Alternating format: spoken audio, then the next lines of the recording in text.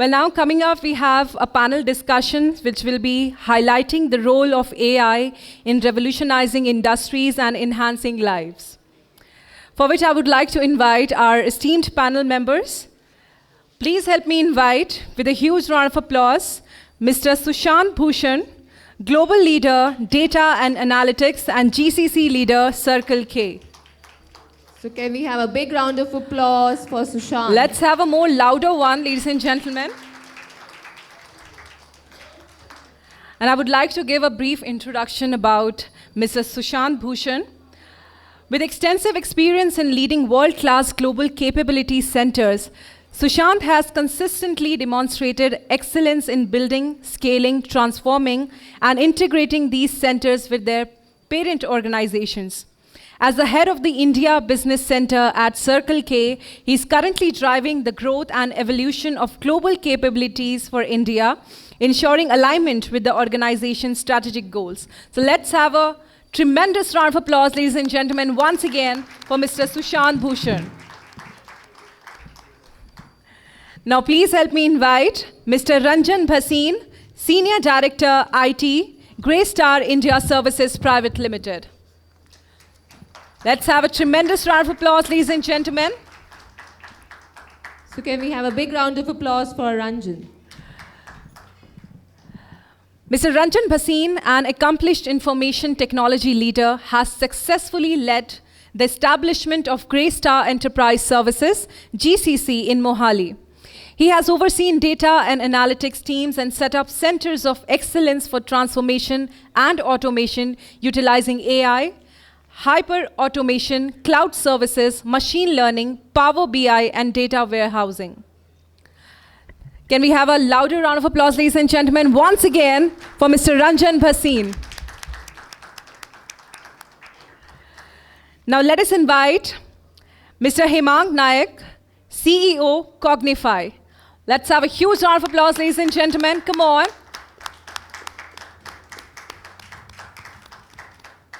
You all must be charged up by after the tea break, I hope.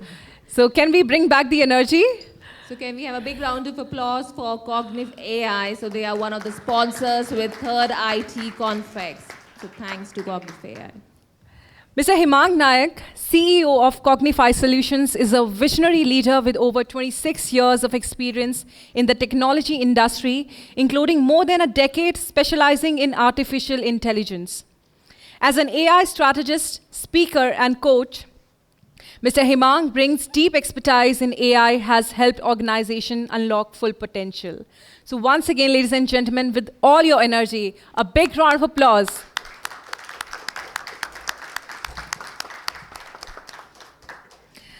Now please help me invite with a round of applause Mr. Santosh Inamdar, Director, Software Engineering, Products and Delivery, Diligent India. Let's make a huge round of applause, ladies and gentlemen. So can we have a big round of applause for Diligent India to be one of our sponsors with third Information Technology Confex. So can we have a big round of applause for Santosh. Technology leader with 23 plus years in architecting and delivering enterprise-grade software solutions, proven expertise in leading B2B SaaS product development, technology strategy, and AI-driven innovation. Recognized for building and mentoring high-performance engineering teams and driving architecture modernization across diverse industries. With extensive experience in leading world-class global capability centers, Mr. Sushant has consistently demonstrated excellence in building, scaling, transforming, and integrating these centers with their parent organizations. Let's have a huge round of applause, ladies and gentlemen. Once again, a more louder one for Mr. Santosh Inamdar. And now I would like to invite our moderator for this session, Mr. Venkat Sankar, AVP and Head of AI Technology, Motherson Group. Let's have a huge round of applause, ladies and gentlemen, for Mr. Venkat Sankar. Mr. Venkat is a technology leader at the forefront of industrial AI, blending deep domain expertise with a visionary approach to scalable innovation. With over 21 years across aviation, telecom, and manufacturing, he currently heads AI technology at Motherson Technology Center, shaping next-gen solutions for automotive manufacturing and beyond. So once again, ladies and gentlemen, a louder one for Mr. Venkat. And for our moderator. So over to you, Venkat. Thanks a lot. So good morning, Delhi. Hope everyone's charged up after the great tea break. A lot of interesting conversations that we're going to have today. I'm often reminded that, 20 years ago, a lot of smart people invented things like TCP/IP, HTTP, a lot of great protocols that made the internet. But it was really big companies that grew afterwards, right? Like Google, Amazon, and Facebook, that became billionaires off of that technology. Today, we have the greatest models and technology around AI available at our fingertips, but we are still trying to find what that billion-dollar opportunity is that's going to create new industries and transform our lives. And the conversation today with this esteemed panel is going to be around that. How is AI going to transform industries and revolutionize our lives in the future? It's really exciting to be here with this esteemed panel. And I thought we'll take it from the top, starting with something more strategic, and there's no one better than Hemang to get us started on that. So Hemang, how would you define AI's role in the industry today? Is it a partner or is it a disruptor? Very good question. The clock is ticking. Good morning, everyone. I think it's a great energy here and great event so far, and hope we can add some value to all of your knowledge and learnings. And so far, we have been learning as well. Going to a question. See, I've been part of IT industry for longest, but AI industry specifically for 10 or 11 years now. And honestly speaking, I've seen the AI transformation happening itself in a way. But I'll not go 10 years, I'll just talk about last 3 or 4 years. And we all know how things have changed in last 3 or 4 years itself. Pretty much everybody started believing, I would say, right? We've been talking about AI for a longest time. We had AI in some or the other form in the tool, in some solution somewhere, which will do some automation. But in last 3 or 4 years, thanks to again a ChatGPT as well at the same time, because the consumer started believing in things that yes, now it is possible to do certain things with AI, right? And I've been talking to in my past experience, 85% accuracy is not good. I still have to do a lot of things and all that.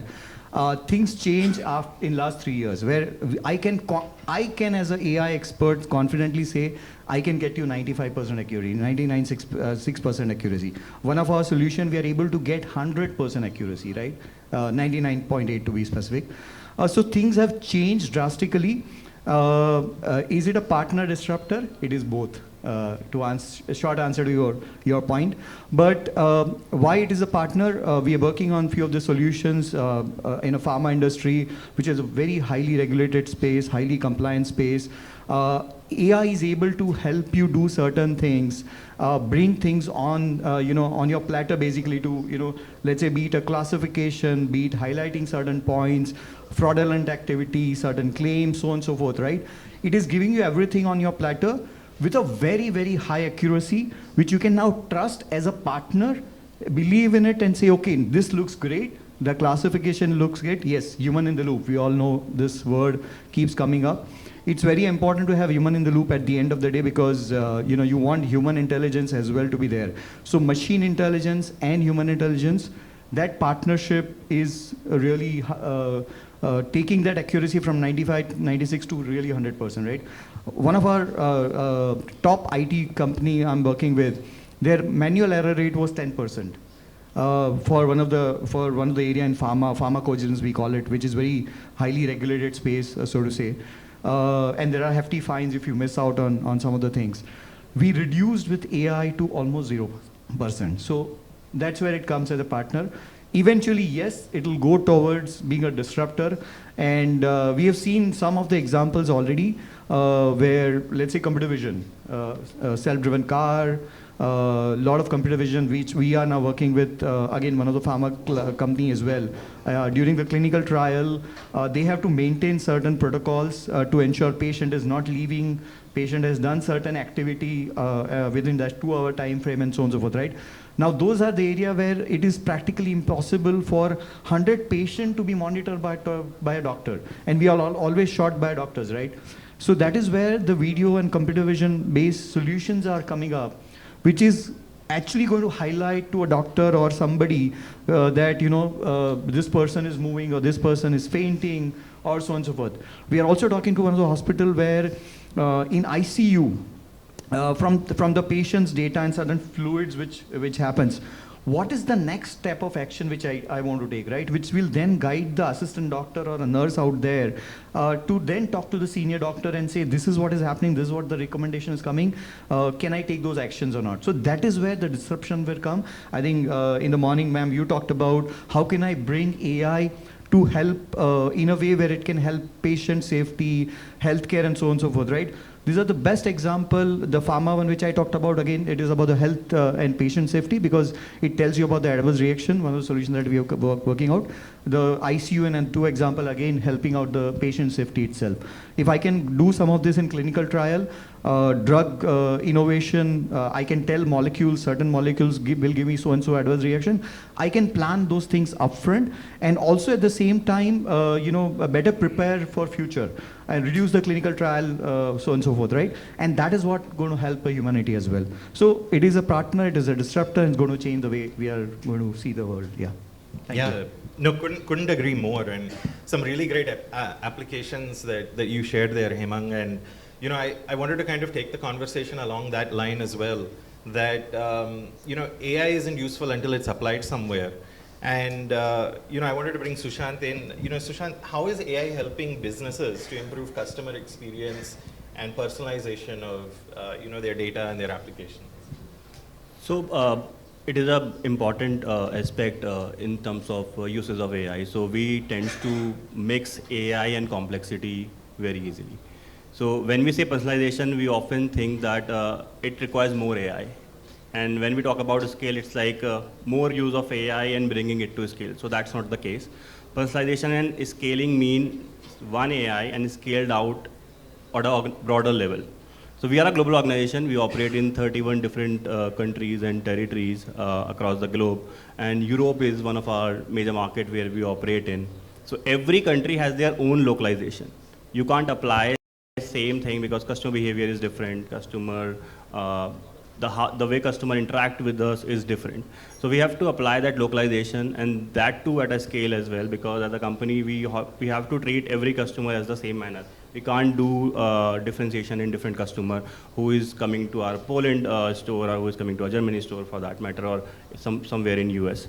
So I'll bring very small use case that we have adopted a couple of years back, and now today everybody is talking about LLMs and all. So we did this small use case where a lot of customers were complaining about what's not going well for them, because as a customer, as a consumer, we often talks about complaints more than the good things, because we feel that somebody should hear what is not going well with us rather than appreciating, okay, this is going well. So that's been a normal customer psychology that we have. We are seeing a lot of customer complaints that were coming to us. We hired few people within different geographies to analyze those customer complaints, because there's a local one. If somebody's typing in Dutch, somebody's typing in German, somebody's typing in Polish and Norwegian, and for that matter, different languages were coming over there. And we had 20 odd people who were scanning those comments coming from customer and recommending those business units and customer team what are the actions that we need to take. We started our office in India 3 years back, and we got to know about this, that this is something which is happening somewhere in Europe and we need to take care of it. We started something very small. We started analyzing the data and thinking, how can we solve this problem by getting rid of those people and making them to a right use of their brain, because just analyzing the comment and coming up with some recommendation is not the right thing. how can we be more strategic, because there has to be a common customer theme. There has to be a common theme wherein we can act upon.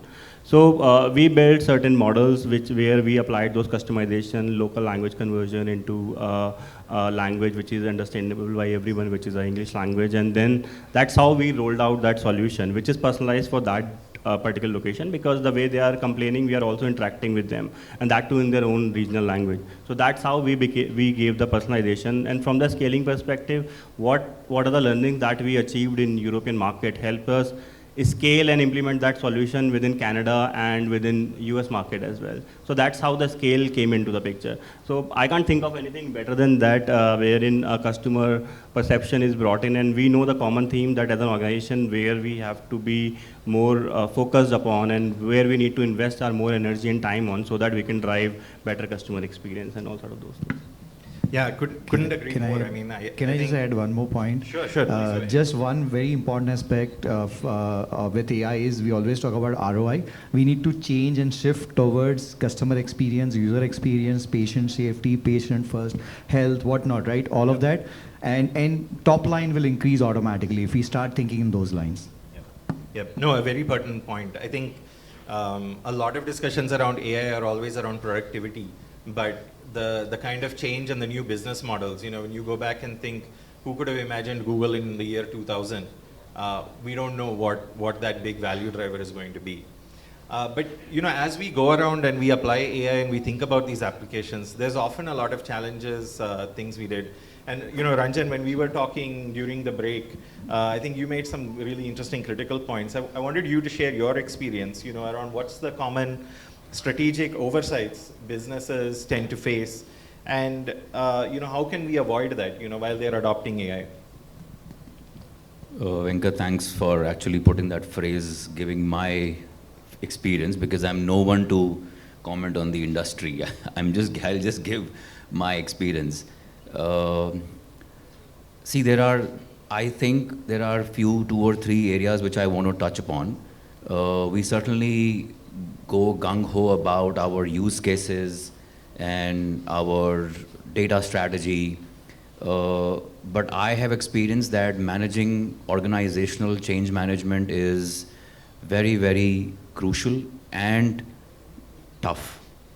And when I say managing organizational change management, I'll just go a little bit deeper into it. I think, and we all think, that AI is a thoughtful friend. But do we actually inculcate that? I mean, that's a question not for the tech group, of course not at all, but for our business partners. And don't take me wrong, if I ask you a question right now, I want to take a poll here. Please show of hands, how many of us have got their 75% or more calls getting recorded? 75% or more. Okay, one hand. Now, AI is a thoughtful friend, right? If we record, we get transcription, we got minutes, we got summaries, and, I've got some other future thoughts which I will share in some time. So that's one where I think the change management is still not there. And by the way, please don't take me wrong. I'm not trying to prove anything here. I'm just answering to Venkat's question about my experience. The second point under the change management is about embracing it. We all have heard about the news of laying offs, right? I'll give you a very important data point, and maybe I'll ask one more question. How many of us have used Codex? Codex is a ChatGPT's option module, which helps in development, generating code. I am very proud, and I'm just going to share one data point. We have just almost completed an application development with 100% Codex, no single line of code written manually, 0. Of course, we need intelligence to give prompts, to refine. No update, no change, no enhancement, just giving prompts to Codex. And that's called embracing. That's the change management, right?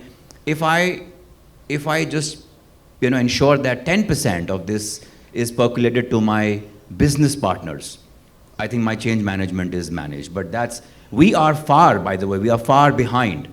I am by no means, again, I'm reiterating, by no means I'm trying to say that we are not doing, but my organization is far, but we are trying to do that. Second, experience common pitfall. One is organization change management. Second is about training. I think, again, we talk about a lot of things, but are my business partners well enough trained? Do they understand what is AI, what is not? Yeah, Hemang talked about computer vision. It's, I think, probably a few years away, but I'm very happy that he's delivering it. But do we actually, do our business partners, not this group understands. Do they understand what is AI, what is not, right? Do we have boot camps in our organizations where we educate people so that we get filtered use cases and not everything, right? Do we have, how do we actually inculcate or create citizen developers within our organization? So I think that's the second area which I feel that at least we have, pitfall there. Third is slightly complex, is about the evolving workflows in the organizations. Now, let me just take an example. We have, let's say in the finance domain, we apply, let's say generative AI, okay? We identify accounts, payables, receipts, and we automate it. Very simple use case. Is our upstream and downstream ready to take a handoff? From AI and to AI. And if it is, then absolutely fantastic. Then you are on the, I'm not commenting. We are on the right path of, the evolution in the workflows. Do we have the right roles in our organization? And by the way, this is just a common experience that I'm sharing while I'm speaking with leaders like you all. I'm not challenging again. Do we have the right roles in our organization, right? It's not about the chief data officer, chief AI officer. I'm not talking about that.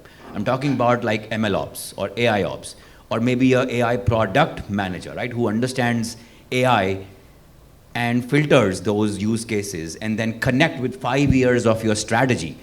I want to just, automate my access card. I don't think that maybe I want to do it, right? Example. So these are 3 areas, and we can go deeper and deeper, but I think, I want to hear from other leaders as well. That's my inputs, Venkat.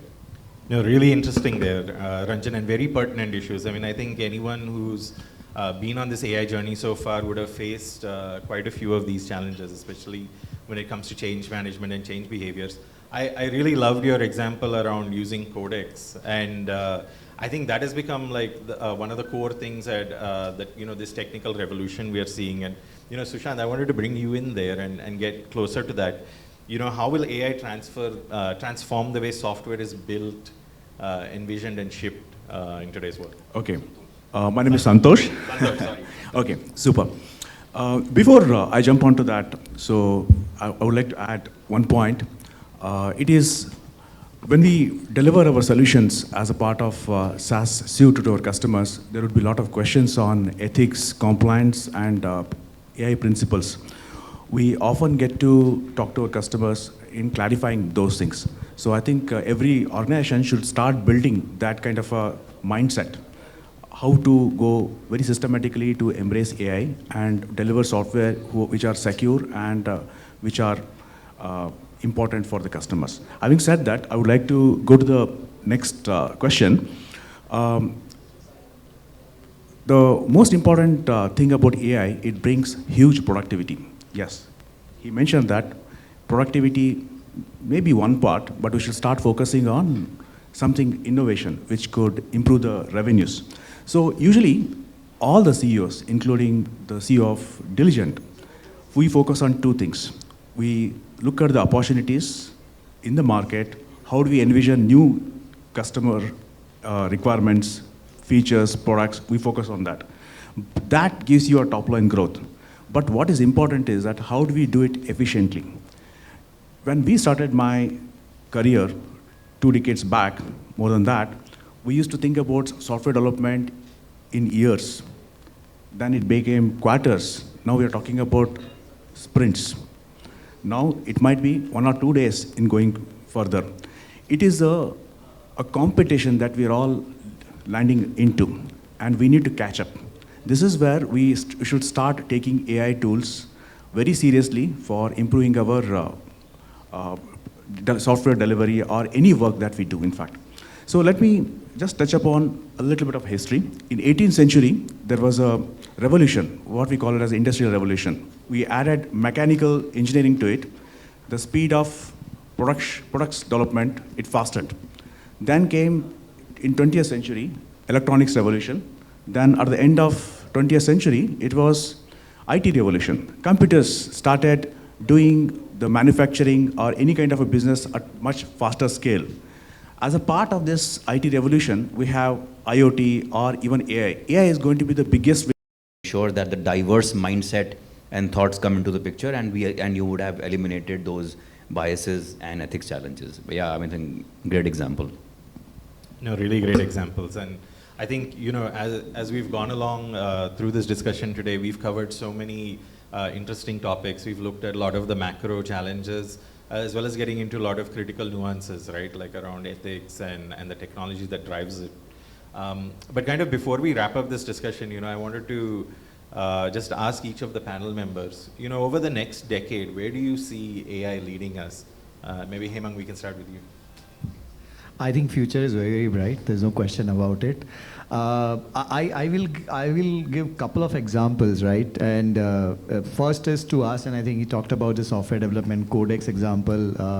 When we were actual coder, or rather a leader or whatever, right? When team leader, technical leader, when we are hiring somebody and their first question, what do you want to do? I want to be a developer in so-and-so technology. If you tell them, no, you will be in QA, nobody would want to go there, right? That's the typical thing. 1 year or 2 years from now, everybody will say, I want to be in QA. Because a lot of development will run through by the AI itself. It'll bring out. But where exactly human in the loop, again, which is very important, where you will develop everything, but you will need somebody to validate that whatever has been done is correct or not, right? So I think, again, ma'am talked about the transformation of the jobs. That's going to happen where a lot of us will want to become, the validator, and how smart we can validate, what all guardrails we can put together, what all things we can do so that, the software which comes out is much smarter, better, and so on and so forth, right? So that is one way for our industry, for us itself, going to change. And the second is, of course, the overall industry perspective. I think if we can really bring the change management, collaboration, again going back to the 3 C's, really speaking, and bring a good responsible AI, we can do lot of things sorry to say, but if we really want to look at the operation industry today, just the operation industry, I think we can really do 80-90% of the work there using AI. And we can really put those people into really meaningful work, really. And we are working in pharma very strongly now, very closely. And there are a lot of regulated space, a lot of compliance which is there. But with putting the guardrail, because there are regulated guardrails put together, and if you have that in our solution, even if you are using AI, you can actually convince the regulator or auditors that, yes, I'm doing all of this. So if we can do all of this together, I think the way we will be working will change drastically. AI will become, today I can't go anywhere without my phone, right? I think you will not be able to go anywhere without AI. That's how it's going to be a future, I feel. Everywhere you will see AI in one.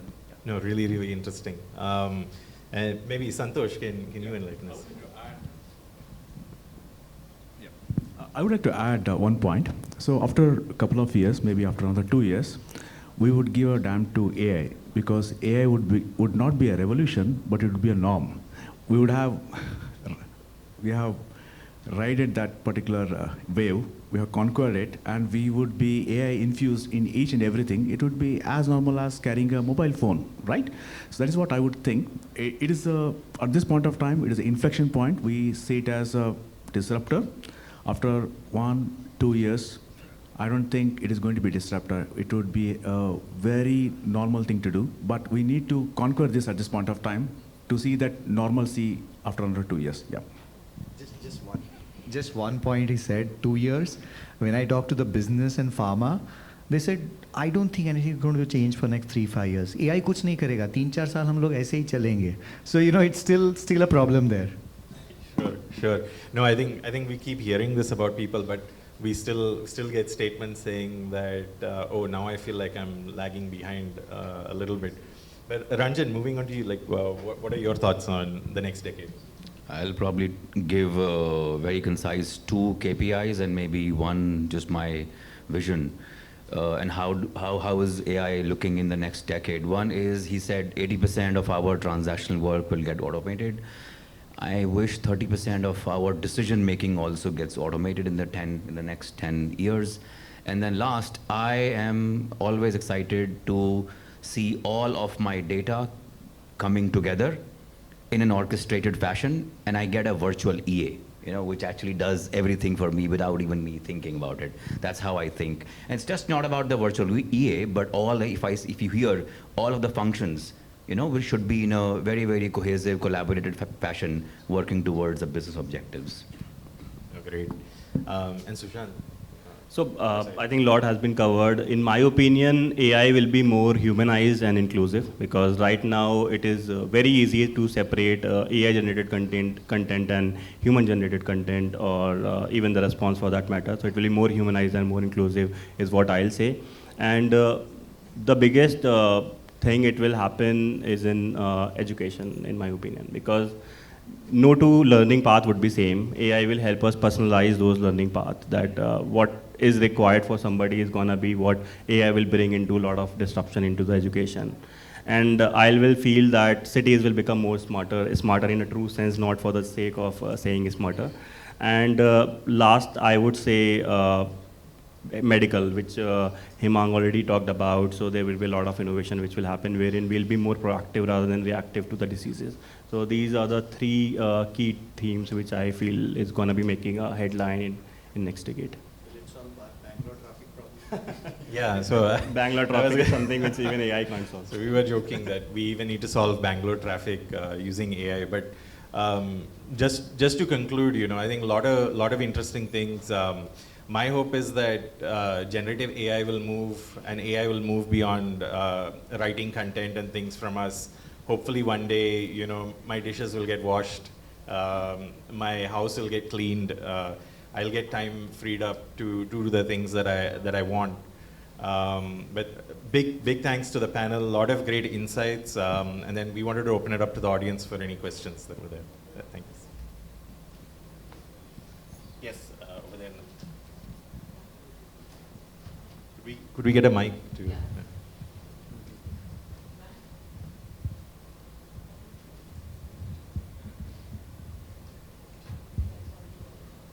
Okay, maybe while the mic is traveling there, we'll take his question.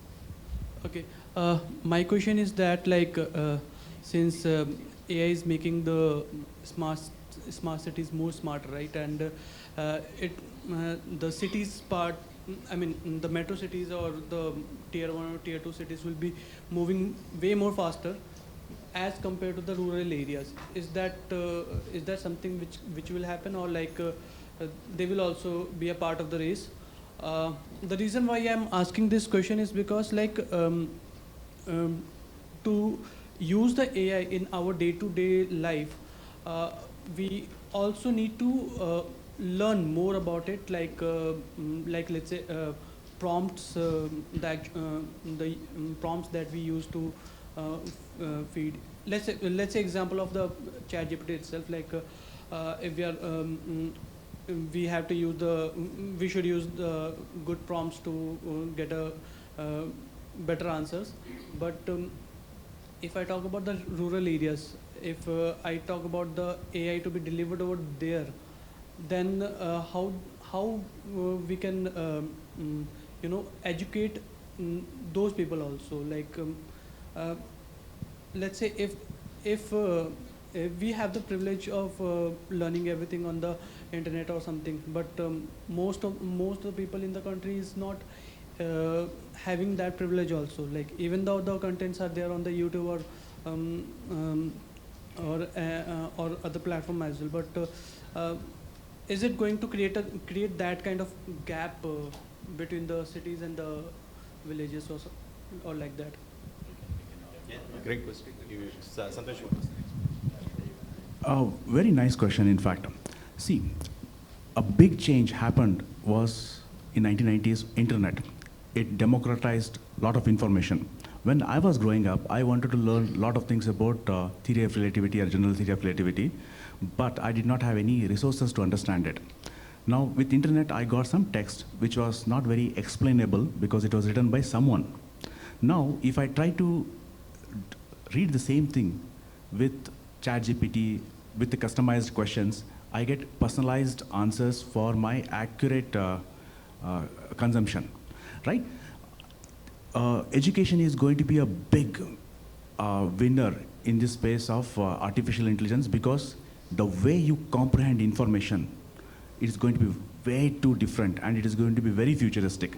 And with this, what is going to happen is the kids who are in rural or maybe a town area can be able to compete with kids who are in Bangalore or any other metropolitan cities in India.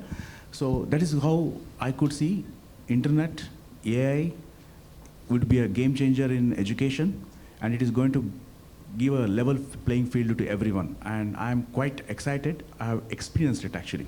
Yep. Yeah, just want to add as well, right, with my personal experience as well. If I go 10 years back and go to my native village and all, there were a lot of things which was not available. Today it's there. Internet, all of that facility, functionality, everything is there. Secondly, everybody has a smartphone for sure, right? Even the smallest of people to anybody who has. The third is language, right? I can now interact on my phone with Hindi or whatever my local language as well. So it means, to his point, right? If I want to learn something, I should be able to do within my language as well. I don't have to necessarily know English on top of it. Yes, one point definitely that will it move that fast? Probably may not. It will not happen like, the way cities are moving or a lot of us are adopting or business are moving. Probably not. But will it not change? It is definitely going to change. I have seen in 10 years how my native place transformed and changed. So I'm definitely seeing that happening. Newer generation, there definitely will have more adaptability and all of that, yes. Okay. We had Ma'am in the... Hi, so actually I'm Swasti Jain and I'm working as a data engineer at Cognizant.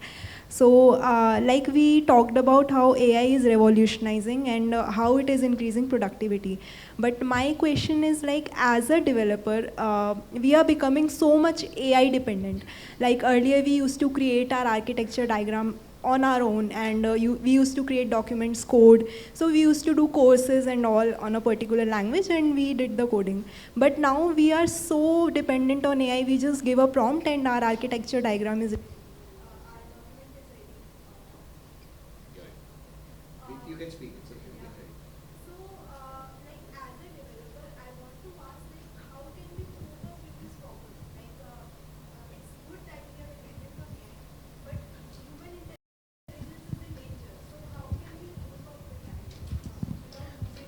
So there is no replacement of human brain.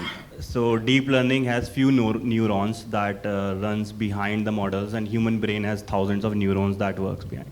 So there is no, I would say, replacement of human brain at any cost. What is changing is how productively we are using our brain right now. So like you said, you used to spend a lot of hours to design those architecture diagram. So that's not a requirement anymore. How can you evolve that diagram is something that you need to focus upon, you need to think upon. Because those things, like he talked about the slide creation, which he shared his son example. So all sort of those things were time intensive and requires a lot of effort. That is where AI is bringing easiness for us, where we can get those things done very quickly. I believe, and I have seen this industry changing in last 15, 16 years, it's not important to learn everything now. What important is, how can you unlearn and learn something new? That's how the future is going to be. So unlearn and learn and then adapt to what the future will look like is gonna be something that you need to focus upon rather than learning how to develop those architecture and all those things. One fun fact for you. Your brain, my brain, our Homo sapien brain, has got 86 billion neurons. And they make up to 100 trillion connections with each other. It is such a big neural network in your brain. I don't think any neural network could actually beat you. Maybe they will just assist you. They, in a great way, they're going to bring a lot of power and speed, more than you, but they will be enslaved to your intelligence. Yeah, yeah. Very well said, sir. Yeah, no, thank you so much. And a great question asked by the audience, right? First of all, this session was beautiful, awesome. Trust me, it has really, it's quite overpowering, right, to be very honest. I have few thoughts which I want to share, for the audience. So the question that the gentle lady at the back, she was asking, right, what will happen to the human brain, right? I think, as you rightly mentioned, the science says that we still know how to go about it. We are humans, right? And then a lot of permutation, combination can happen in our brain. But the problem is, do we really realize that that has to be practiced? The problem that we are in today, and if I quote the exact example that she was quoting, I'm an architect and I want to create an architectural diagram, but ChatGPT and other models gives me very quickly. What they give you is basis what you have feeded that data into the query, right? And the output most of the time is very limited. Now what you need to do, you need to analyze it thoroughly and very deeply and add your elements on top of that diagram which is there. If you don't do that and get excited what the outcome came out, you are actually done. Then your brain cell will continue to shrink, which is the fact right now that we all have. So for all the young developers, young coders and everybody, sorry, just a statement I want to modify slightly. We all say unlearn, learn, and whatsoever. I have a slightly different opinion. I said what you learned, learn new things, but continue practicing and questioning. If you don't question, if you don't practice, we will be, again, aging species, I would say, right? That's what it is. So technology is like an ice. It evaporates if you don't use it. So that's the easy way to put it forward from that perspective. And to answer one of the points which you talked about, that how to use the prompt. I know someone who is working on a psychological algorithm. Knowing your personal trait, even they will be suggesting you the prompt, what prompt you should give. Even our brain doesn't need to even think of prompts as well. So that's a startup which is currently going to be live very soon. No, that's a dangerous deal. We should not go for it, right? That's actually counterproductive.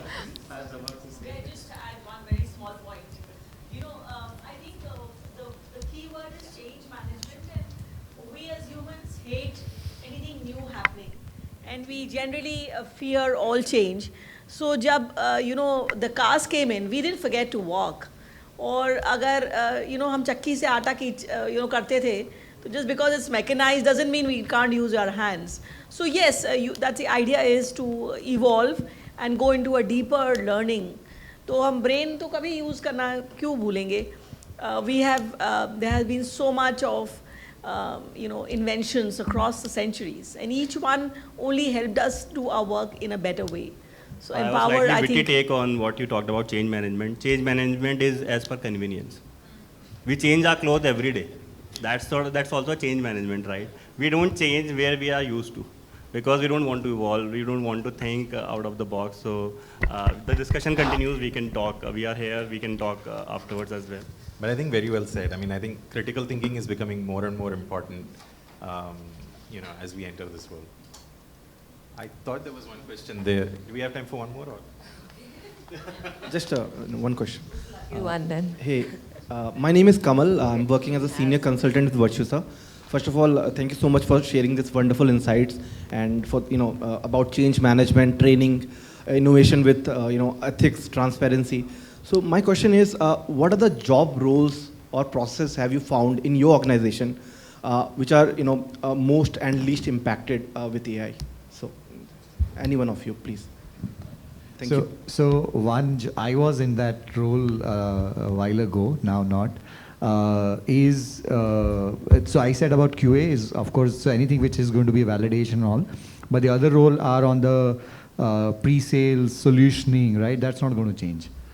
You will still have to, we talked about, the question which was come you still have to do a solutioning part of it, right? You need to envision what your solution is going to look like. This is my problem statement. How do I fix that problem statement? So the role of solutioning, pre-sales, even for that matter, developer and all will not going to change. It's just that it's going to evolve. It's going to be a different way that you're going to work now. Everybody's going to work differently. Let me put it that way. Nothing is going to change. There will be new role for prompt engineering and all that. And all of us will probably be a prompt engineer ourselves eventually.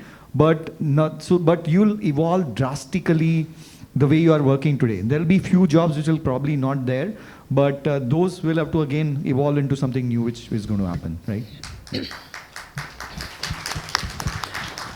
All right, now I would like to thank our esteemed panel members and a heartfelt thanks to our moderator for this wonderful interactive discussion. And I request you all to please come forward for a group photograph. So can we have a big round of applause for a wonderful panel discussion 1, the role of AI in revolutionizing industries and enhancing lives.